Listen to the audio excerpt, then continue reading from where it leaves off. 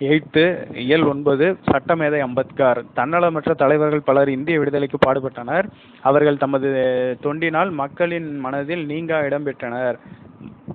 இந்திய மக்களுக்கு அரசியல் விடுதலையோடு சமூக விடுதலையும் கிடைக்கும்போதுதான் இந்தியா முழுமையான விடுதலை பெற்ற நாடாக இருக்க முடியும் என்று கருதி உழைத்த தலைவர் ஒருவரை பற்றி அறிவோம். விடுதலை பெற்ற இந்தியாவின் முதல் சட்ட அமைச்சராகவும் இந்திய அரசியல் சாசனத்தின் தந்தையாகவும் விளங்கியவர் பீமாராவ் ராம்ஜி அம்பேத்கர். இவர் சமூக சீர்திருத்தவாதியாக மட்டுமல்லாமல் மிகச் சிறந்த பொருளியல் அறிஞராகவும் அரசியல் தத்துவ மேதையாகவும் பகுத்தறிவு சிந்தனையாளராகவும் விளங்கினார். சிறந்த எழுத்தாளராகவும் பேச்சாளராகவும் மக்களால் போற்றப்பட்டார். பிறப்பு: அம்பேத்கர் 1891 ஏப்ரல் 14 ராம்ஜி சக்பால் பீமாபாய் இணையாருக்கு 14வது குழந்தையாக பிறந்தார். இவரது ஊர் மகாராஷ்டிரா மாநிலத்தில் உள்ள ரத்னகிரி மாவட்டத்தை சேர்ந்த அம்பவாதே என்பதாகும். இவருடைய தந்தை இராணுவ பள்ளி ஒன்றில் ஆசிரியராக பணிபுரிந்து வந்தார். கல்வி: அம்பேத்கர் சதாராவில் உள்ள பள்ளியில் தமது கல்வியை தொடங்கினார். இவர் ஒடுக்கப்பட்ட பிரிவை சேர்ந்தவர் என்பதால் பள்ளியில் பருவத்திலேயே பல அவமதிப்புகளுக்கு உள்ளானார். மகாதேவ் அம்பேத்கர் என்ற ஆசிரியர் இவர் மீது அன்பும் அக்கறையும் கொண்டவராக விளங்கினார். இதனால் பீமாராவ் சக்பால் அம்பவாதேகர் என்னும் பெயரை பீமாராவ் ராம்ஜி அம்பேத்கர் என்று மாற்றிக்கொண்டார்.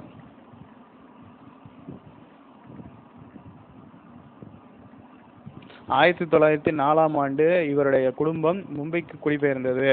அங்கு எல்வின்ஸ்டன் உயர்நிலை பள்ளியில் சேர்ந்தார். குடும்பத்தில் மிகவும் வறுமை சூழ்ந்த நிலையிலும் கல்வியை விடாமல் தொடர்ந்து அவர் 1907 தமது பள்ளி படிப்பை முடித்தார்.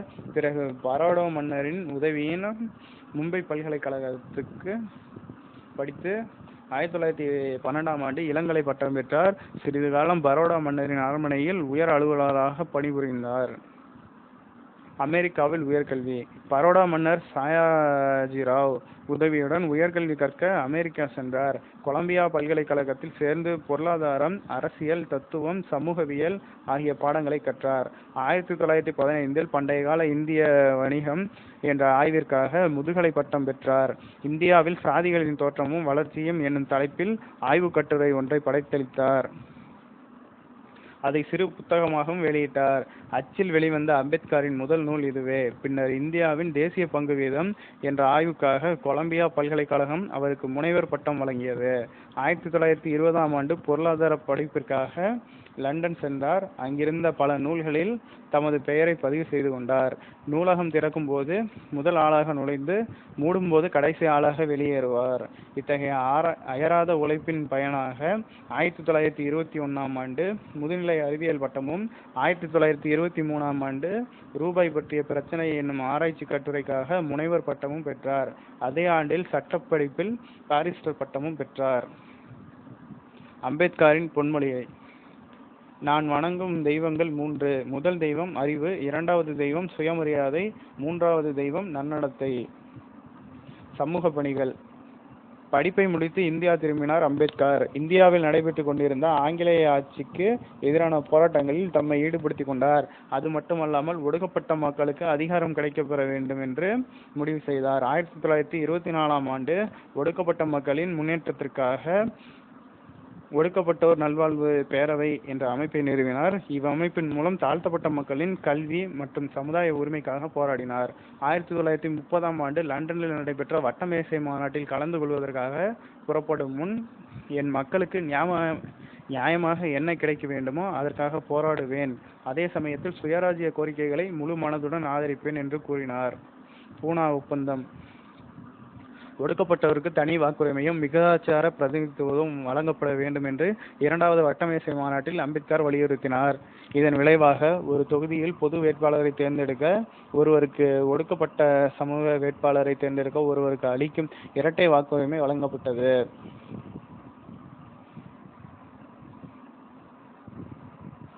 ஆனால் இதை ஏற்க மறுத்த காந்தியடிகள் உண்ணாவிரதம் மேற்கொண்டார். இதன் விளைவாக 1931 செப்டம்பர் திங்கள் 20 காந்தியடிகளும் அம்பேத்கரும் ஒரு ஒப்பந்தம் செய்து கொண்டனர். அதன்படி ஒடுக்கப்பட்டவருக்கு தனி வாக்குரிமை என்பதற்கு பதிலாக பொது வாக்கெடுப்பில் தனி தொகுதி வழங்குவது என முடிவு செய்யப்பட்டது. இந்த ஒப்பந்தமே பூனா ஒப்பந்தம் எனப்பட்டது. சுதந்திர தொழிலாளர் கட்சி 1935ஆம் ஆண்டில் மாநில சுயாட்சி வழங்குவதற்கான இந்திய அரசாங்க சட்டம் நிறைவேற்றப்பட்டது. அதன்படி பொது தேர்தல் நடைபெறும் என்று அறிவிக்கப்பட்டது. ஏழை விவசாயிகள், தொழிலாளர்கள் ஆகியோரின் நலனை பாதுகாக்க தேர்தலில் போட்டியிட அம்பேத்கர் விரும்பினார். சுதந்திர தொழிலாளர் கட்சியை தொடங்கி தேர்தலில் போட்டியிட்டார். அவர் வெற்றி பெற்றதுடன் அவர் கட்சியின் வேட்பாளர்கள் 15 பேரும் வெற்றி பெற்றனர். தீண்டாமைக்கு எதிராக அம்பேத்கர் இந்திய சமூக அமைப்பில் நிலவிய சாதிய அமைப்பையும் தீண்டாமை கொடுமைகளையும் எதிர்த்து தீவிரமாக போராடினார். ஒடுக்கப்பட்ட பாரதம் என்ற இதழை 1927ஆம் ஆண்டு துவங்கினார். சமத்துவ சமுதாயத்தை அமைக்கும் நோக்கில் இவர் சமாத சங்கம் என்னும் அமைப்பை உருவாக்கினார். 1930ஆம் ஆண்டு நாசிக் கோவில் நுழைவு போராட்டத்தினை நடத்தி வெற்றி கண்டார். ரட்டமலை சீனிவாசன் இந்தியர்களுக்கு அரசியல் உரிமை வழங்குவதை பற்றி முடிவு செய்ய 1930ஆம் ஆண்டு நவம்பர் திங்கள் இங்கிலாந்தில் முதலாவது வட்டமேசை மாநாடு நடைபெற்றது.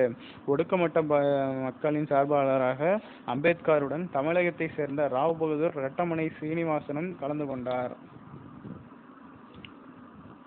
அரசியல் அமைப்பில் அம்பேத்கரின் பங்கு 1947ஆம் ஆண்டு ஆகஸ்ட் திங்கள் 15ஆம் நாள் இந்திய விடுதலை பெற்றது. ஜவஹர்லால் நேரு தலைமையில் அமைந்த அரசியல் அம்பேத்கர் சட்ட அமைச்சராகவும் இந்திய அரசியல் சாசன சபையின் தலைவராகவும் பொறுப்பேற்று வந்தார். 1947ஆம் ஆண்டு ஆகஸ்ட் திங்கள் 29ஆம் நாள் அரசியல் நிர்ணய மன்றம் ஒரு தீர்மானம் நிறைவேற்றியது. அதன்படி இந்திய அரசியலமைப்பு சட்டத்தை எழுத அம்பேத்கர் தலைமையில் அவர் உட்பட 7 பேர் கொண்ட அரசியலமைப்பு சட்ட வரைவு குழு டிராப்டிங் கமிட்டி உருவாக்கப்பட்டது. இக்குழுவில் கோபால்சாமி, அல்லாடி கிருஷ்ணமூர்த்தி, K.M. முன்ஷி, சையது முகமது சாதுல்லா, மாதவராவ், T.P. கைத்தான் ஆகியோர் உறுப்பினர்களாக இடம்பெற்றனர். இக்குழு தனது அறிக்கையை 1948 பிப்ரவரி 21இல் ஒப்படைத்தது. அம்பேத்கர் தலைமையிலான சட்ட வரைவு குழு அப்போது மக்களாட்சி நடைபெற்ற நாடுகள் பலவற்றிலிருந்து இந்திய நடைமுறைக்கு பொருந்தும் சட்டக்கூறுகளை இந்திய அரசியலமைப்பு வரைவில் சேர்த்தது. இங்கிலாந்து, ஐக்கிய America, Ireland, Australia, Canada, Soviet union, Germany, தென்னாப்பிரிக்கா முதலிய நாடுகளின் சட்டங்களையும் ஆராய்ந்து இந்திய நாட்டிற்கான சட்டம் இயற்றப்பட்டுள்ளது. அம்பேத்கரால் உருவாக்கப்பட்ட இந்த அரசியல் அமைப்பு சட்டம் குடிமக்களின் உரிமைகளுக்கு பல வகைகளில் பாதுகாப்பை அளிப்பதாக அமைந்தது. இது மிகச் சிறந்த சமூக ஆவணம் என வரலாற்று அறிஞர்களால் போற்றப்படுகிறது. அரசியலமைப்பு சட்டம் உலகின் மிகப்பெரிய குடியரசு நாடாக இந்தியா விளங்குகிறது. இந்நாட்டில் பல்வேறுபட்ட இன, மொழி, சமயங்களை சார்ந்த மக்கள் வாழ்கின்றனர். இவர்களை ஒன்றிணைக்க ஆட்சி நடத்த அடிப்படையான சட்டம் தேவைப்படுகிறது. இச்சட்டத்தினையே அரசியலமைப்பு சட்டம் என்பர். உலகில் உள்ள அனைத்து நாடுகளும் அந்த நாட்டு அரசியலமைப்பு சட்டத்தை கொண்டே இயங்குகின்றன. அது எழுதப்பட்டதாகவோ அல்லது எழுதப்படாததாகவோ இருக்கக்கூடும். புத்த சமயம் மீது பற்று அம்பேத்கர் புத்த சமய கொள்கைகளின் மீது ஈடுபாடு கொண்டார்.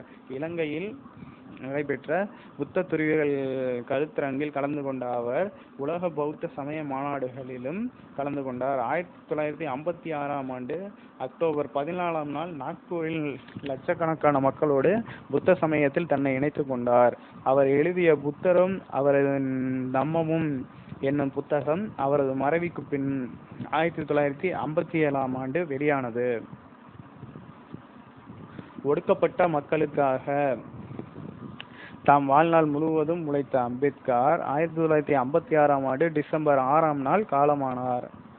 அவருடைய மறைவுக்கு பின் இந்தியாவின் உயரிய விருதான பாரத ரத்னா விருது 1990ஆம் ஆண்டு வழங்கப்பட்டது.